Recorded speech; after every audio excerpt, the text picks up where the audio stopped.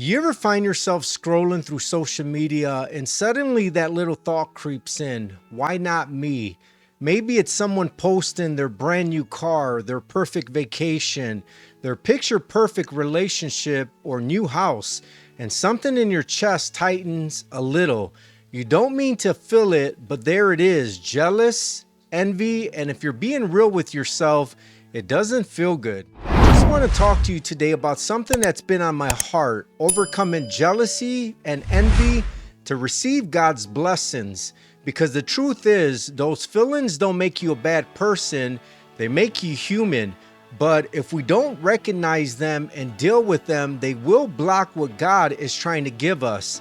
And I don't want that for you, and I don't want that for myself either. So let's get into it. Here's the thing, jealousy and envy are sneaky. They show up in the smallest ways. You start comparing your journey to someone else's highlight reel. You start thinking you're behind or not good enough. And before you know it, you're frustrated, you're bitter, maybe even pulling back from God because you feel forgotten. I've felt that. I've had moments where I look at someone else getting the blessing I'd been praying for, and I thought, God, did you forget about me? And that thought can eat at your peace, your joy, and your relationship with God if you let it. What I've learned is this: when you live in a space of comparison, you stop living in gratitude, and that gratitude is the key that unlocks peace. I remember watching someone get an opportunity I had been dreaming about, and my first reaction wasn't clapping or celebrating. It was, I guess it's not my time. And that turned into self-pity. But then I realized something. God is not a God of either or. He's a God of also. Their blessing doesn't mean there isn't one coming for me too. What God has for you is for you. No one else can take it. But when you let jealousy cloud your view, you start to believe God's forgotten your address, and He hasn't.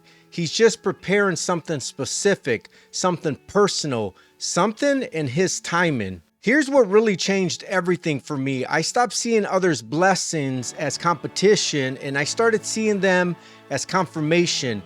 If God is blessing them, it means He's in the neighborhood. And if He's in the neighborhood, I'm going to stay faithful and keep my door open to receive mine. But I can't receive it if my hands are clenched with bitterness or my eyes are too focused on what someone else has. So I started praying differently. I started saying, God, cleanse my heart. If there's envy or jealousy in me, expose it, uproot it, help me celebrate others so I can make room for what you have for me. And slowly, I started to feel lighter, freer, more expectant, because now I trust what's for me won't miss me, and that I don't have to rush God's time in to feel valuable. So if you're battling with jealousy or envy, don't beat yourself up. Just don't let it stay. Call it out. Talk to God about it. Shift your focus from what you lack to what you've been given. Celebrate others with a pure heart and trust that your turn is coming, because it is. Let me just leave you with this. When your heart is right, your hands are open, and when your hands are open, you're in a position to receive.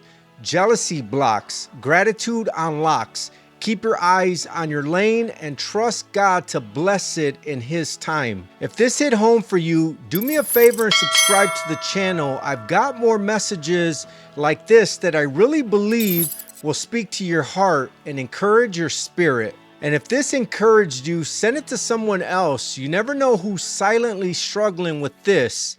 And hey, check out the other videos on my channel too. There's more where this came from, and I'd love for us to keep growing together. I'll see you on the next video.